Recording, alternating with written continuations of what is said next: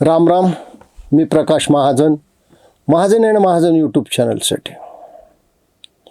खरं म्हणजे हा व्हिडिओ करावा अशी वेळ माझ्यावर येईल असं मला कधी वाटलं नव्हतं. कळतंय तसं ब्राह्मण म्हणून आम्हाला पदोपदी हिणवण्यात आलं, अगदी पदोपदी. मग ती शाळा असेल, ते कॉलेज असेल, ते समाज जीवन असेल. पण एक व्हिडिओ मी आज पाहिला. कुणीतरी एक स्वतःला शिक्षक समजतो, विवेकानंदाच्या नावावर विद्यार्थ्यांचे क्लासेस घेतो. ह्या माणसाची भाषा पाहिली, काय करावं याच्यापेक्षा सुद्धा घाणेरडी भाषा आम्ही वापरू शकतो. मला हेच कळत नाही की ज्या ज्या वेळेस जरांगे पाटील मराठा आरक्षणाच्या बाबतीत उपोषणाला बसतात त्या वेळेस ब्राह्मणाला का टार्गेट केलं जातं. मागे सुद्धा एका गावाचे जे सरपंच आहेत त्यांनी काय ब्राह्मणाविषयी देवेंद्र फडणवीसशी बोलले ते ऐका तुम्ही एकदा. देवेंद्र फडणवीसला 3 मिनिटात तो अख्खे महाराष्ट्रातले ब्राह्मण आम्ही संपून टाकू. अख्खे काय गुन्हे नोंद करायचे आमचा देव जर तुम्ही रडायला तर तुम्हाला आम्ही सुट्टी देणार नाही. कारण हा महाराष्ट्र मराठ्याचा आहे, मराठ्याचा महाराष्ट्र आहे. ऐकलं काय भाषा आहे. 3.5 मिनिटात. आणि गेली 3 वर्ष झाली व्यक्ती कुठे माहित नाही. अरे तुमची खरी पोटदुखी आहे. 3.5 मिनिटात नाही, गेली 350 वर्ष तुमची पोटदुखी आहे. महाराष्ट्रात विशेषतः तुमच्या मनात ब्राह्मणाविषयी अत्यंत द्वेष आहे. काय ब्राह्मणानं तुमचं वाकडं केलं. हो, आम्ही सुद्धा छत्रपती घराण्याची सेवाच केली, त्यांच्यासाठी बलिदान केलं. मग का मला असं हिणवलं जातं की आम्ही छत्रपती शिवाजी महाराजांच्या विरोधात होतो, आम्ही छत्रपती संभाजी महाराजांच्या विरोधात होतो. अरे इतिहास बदलता येत नाही, दडवता येऊ शकतो, पण एवढा ब्राह्मणावर राग. ते कोण परभणी हिंगोलीकडचे एक यूट्यूबर्स आहेत, काय भाषा आहे त्यांची. ते माझे मित्र ॲनालायझरचे सुशील कुलकर्णी यांना काय म्हणलेत ते. हे स्वतः एक पीठमागे आहे. तू किती वेळा धुतलं रे फडणवीसला. कोणत्या चुकीच्या गोष्टीवर बोललास तू फडणवीसाच्या विरोधात. दाखव तू एखादा व्हिडिओ. पीठ माग्या. अरे बाबा, तो सुशील कुलकर्णी 100 एकरचा मालक आहे. तुमच्या डोक्यातून हा गैरसमज काढून टाका की ब्राह्मण म्हणजे पीठ मागतो. मला एकही ब्राह्मण दाखवा ज्याने पीठ मागवलंय ते. अरे पीठ कोण मागतं. पीठ गुरव मागतो, पीठ गोसाई मागतो, पीठ मसनजोगी मागतो. पीठ गळ्यात कवड्याची माळ घेऊन, हातात पोत घेऊन, परडी घेऊन जाणाऱ्या बायका पीठ मागतात. कुठं आले ब्राह्मण पीठ मागायला. आणि कधी तुमच्याकडे आले. तुमची अवकात तरी आहे का आम्हाला पीठ द्यायची.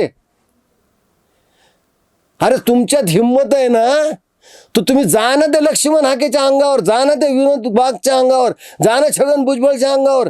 ज्या वेळेस हे मराठा आंदोलन होतं तुम्ही ब्राह्मणाला टार्गेट करता. कारण दुसरीकडे तुमचं काही चालत नाही ना. आणि तुमच्या मनात ही अतृप्त इच्छा आहे आणि महाराष्ट्रात आहे. अरे महाराष्ट्रातले ब्राह्मण नाहीसे व्हावे म्हणून गांधी हत्येच्या वेळेस तुम्ही 8,000 ब्राह्मण मारले, शेकडो जायजादी गिळंकृत केल्या. आजही खेडेगावात ब्राह्मण राहू शकत नाही. आणि पुन्हा आमच्या नावाने शंख फुकता की आम्ही तुमच्यावर अन्याय केला. आणि इथं तुम्ही ब्राह्मणाच्या विरोधात ओरडता आणि तिथं दिल्लीत जाऊन ब्राह्मण नेत्याच्या पायावर लोटांगण घालता. मग ते पंडित जवाहरलाल नेहरू असू द्या, ते लालबहादूर शास्त्री असू द्या, त्या इंदिरा गांधी असू द्या, ते नरसिंहराव असू द्या.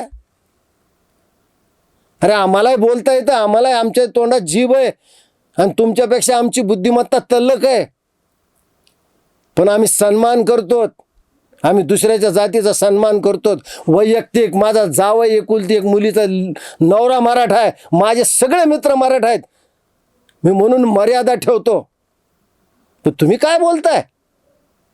कोण तो नालायक मगरे. काय भाषा वापरली त्यांनी. ही भाषा असते. अरे तू विवेकानंदाच्या नावावर पोट भरतो ना, मग पीठ कोण मागतो. तूच मागतो ना. विवेकानंद कोण आहेत? ब्राह्मणच आहेत ना, त्यांच्या नावावर तर तू जगतो. आणि ही भाषा म्हणजे तुझ्या खानदानीवर संशय घेण्यासारखी ना. खानदानी मराठा अशी भाषा कधी वापरणार नाहीये.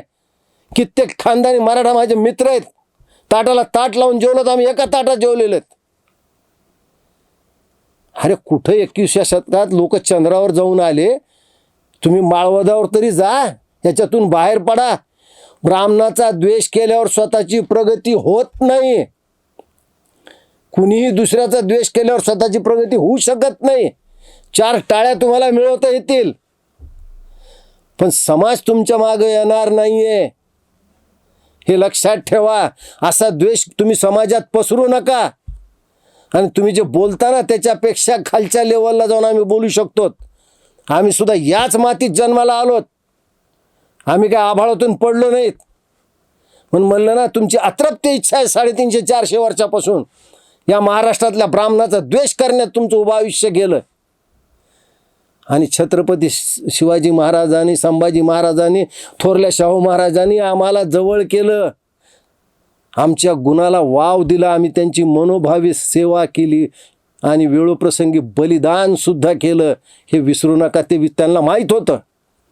आणि तुम्ही त्यांचं नाव घेता, त्यांच्या नावावर जगताना आमचा द्वेष करता.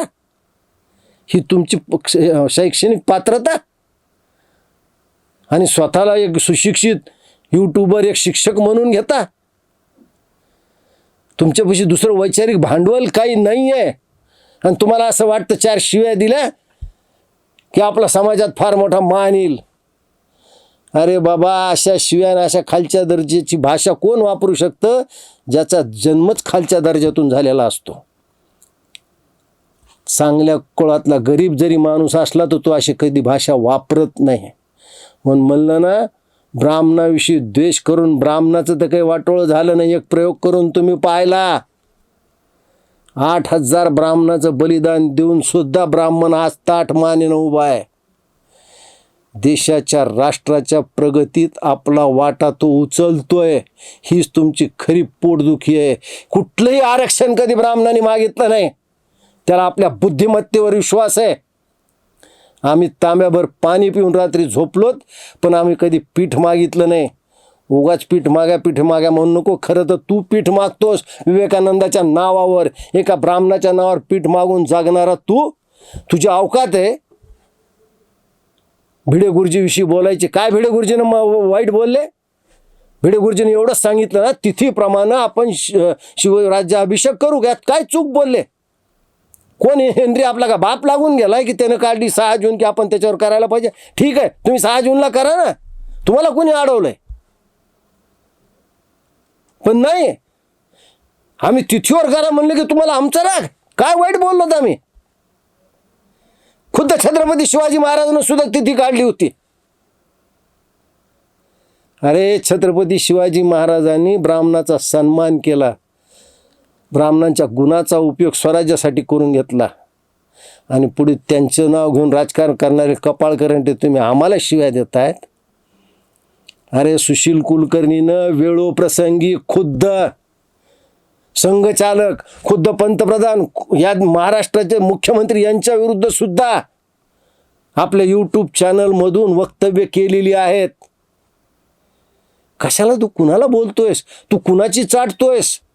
कुणाचे फोटो लावून आपलं महत्व वाढवतं हे सगळ्या जगाला माहिती आहे. एक लक्षात ठेव, ब्राह्मणाला झुकवणं एवढं सोपं नाही आहे. कारण ब्राह्मण वेळोप्रसंगी अर्धपोटी राहून आपल्या बुद्धिमत्तेच्या जोरावर परिस्थितीवर मात करू शकतो. जोपर्यंत हा गुण ब्राह्मणामध्ये आहे, विश्वकर्ता ब्रह्मदेव सुद्धा ब्राह्मणाला झुकू शकत नाही. धन्यवाद.